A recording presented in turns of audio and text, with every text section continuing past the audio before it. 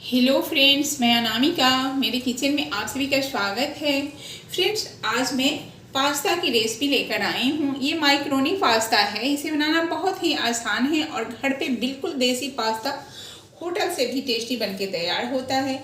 तो सारे स्टेप को आप ध्यान से देखिए और चलिए हम फटाफट इसे बनाना शुरू करते हैं।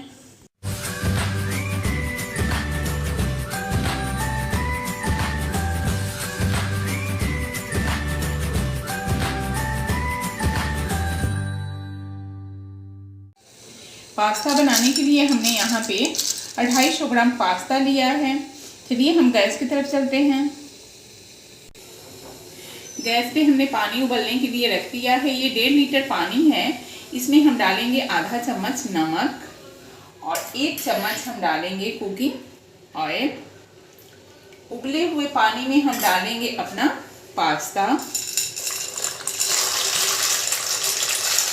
पास्ता को हमें 3 से 4 मिनट तक उबालना है। हाँ, ध्यान यही रखना है कि अपनी पास्ता गलने ना पाए। तो हम एक स्पून की मदद से चला देंगे और तेज फ्लेम पे इसे 2 से 3 मिनट उबलने देंगे। हमने पास्ता को 3 मिनट तक उबाला है। आपको एक बार दिखा देती हूँ। अपनी पास्ता जो है वो सॉफ्ट हो चुकी है। एक स्ट्रेनर की मदद से इसे छान लेंगे। तो चलिए हम फ्लेम को ऑफ करके और छान लेते हैं।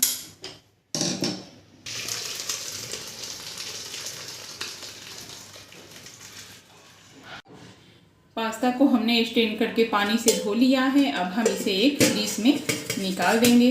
तो आप ध्यान से देखिए, एक एक पास्ता अपनी अलग अलग दिख रही है। अब हम इसे हवा में रख देंगे। तब तक हम कढ़ाई की तरफ चलते हैं। गैस पे हमने एक कढ़ाई ले लिया है। इसमें हम डालेंगे 1 बड़ा चम्मच तेल। तो यहाँ पे आप ऑलिव ऑयल तेल यूज कर सकते हैं। उसमें बनी पास्ता बहुत ही टेस्टी होता है। तेल को हमें अच्छे से गर्म होने देना है। तेल में हम डालेंगे आधी चम्मच जीरा। क्योंकि हम देसी पास्ता बना रहे हैं तो अपना तड़का भी देसी होना ज़रूरी होता है। जीरा को हमें हल्का सा चटकने देना है। इसे ज़्यादा ब्राउन नहीं होने देना है। अब हम इसमें डालेंगे बारीक कटा हुआ लहसुन। तो यहाँ पे 8 से 10 कली लहसुन को हमने बारीक बारीक काट रखा है। कुछ सेकंड के लिए हम लहसुन को तेल में भूनेंगे, यानी कि इसकी रो स्मेल जाना चाहिए। इतना ही हमें भूनना है। इसमें कोई कलर आने की ज़रूरत नहीं होती है। सारे प्रोसेस हम तेज फ्लेम पे कर रहे हैं। तो आप देख सकते हैं अपनी लहसुन की रो स्मेल चली गई है। इस स्टेज पे हम डालेंगे एक बारीक प्याज, जिसे हमने बहुत ही बारीकी से काटा है। आपसे जितना हो सके बारीक काटिए। प्याज को हम 1 से 1.5 मिनट तक भूनेंगे।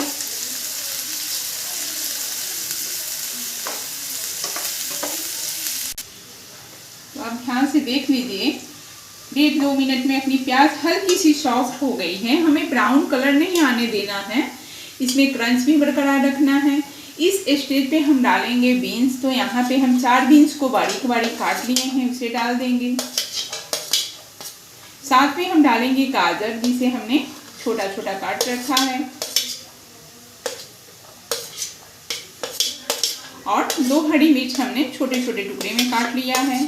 बिल्कुल इसे हम देसी स्टाइल में बना के दिखाएंगे। इन सब्जियों को हम 1.5 से 2 मिनट तक तेज फ्लेम पे फ्राई कर लेंगे। सब्जी हमें गलने नहीं देना है, इसका क्रंच रखना है। इसलिए सारे प्रोसेस तेज फ्लेम पे करना है हमें।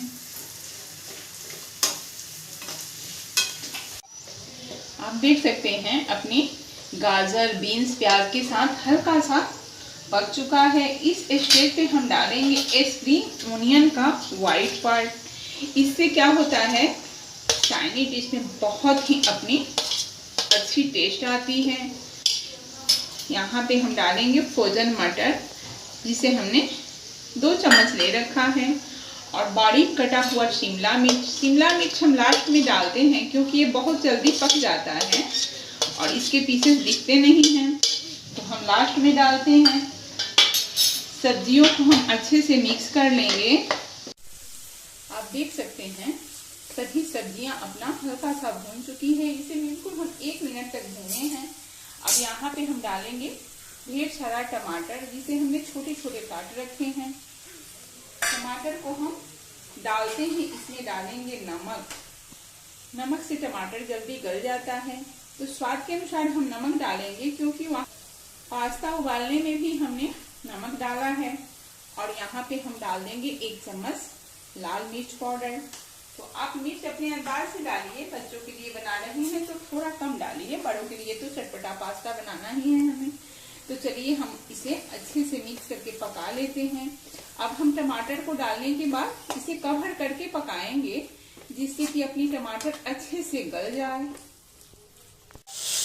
आप देख सकते हैं हमने टमाटर को कवर करके पकाया है, अच्छे से गल गया है। तो ये अपना पास्ता के लिए बहुत बढ़िया ग्रेवी तैयार हुआ है। अब हम इसमें डालेंगे पास्ता, जिसे हमने बॉयल करके स्टेन करके हवा में रख दिया था।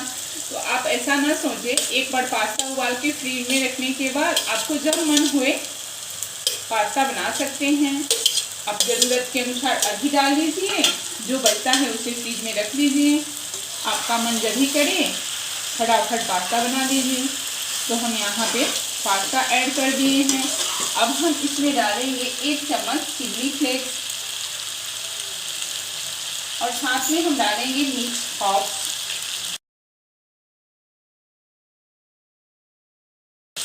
आप यहाँ पे ओरिगेनो भी डाल सकते हैं।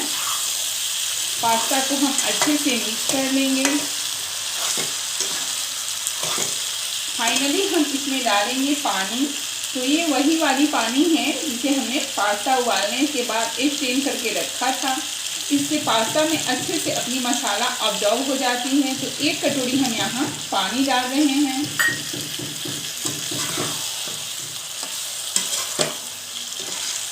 पानी डालने के बाद हम इसमें डालेंगे 1 कटोरी केचप। ये टोमेटो केचप है। इससे क्या होता है, जो अपना पास्ता में तीखापन रहता है उसे बैलेंस कर देता है और ग्रेवी भी थोड़ी सी ठीक हो जाती है। तो पास्ता देखने में और खाने में सुंदर लगता है। तो चलिए हम इसे कवर करके 1 मिनट तक और पका लेते हैं। तो यहाँ पे हम कवर करके 1 मिनट तक पका लेंगे। 1 मिनट हो चुका है। चलिए हम अपनी पास्ता चेक कर लेते हैं। तो आप ध्यान से देखिए कितनी बढ़िया अपनी एक पास्ता में ग्रेवी ऑब्जर्व किया है। अब यहाँ पे हम डालेंगे बटर। बटर से अपनी पास्ता एकदम क्रीमी दिखती है। तो यहाँ पे हम 1 चम्मच भर के बटर डाले हैं। बटर पिघलने तक हम इसको गैस पे रखेंगे, बाद में हम फ्लेम को ऑफ करेंगे।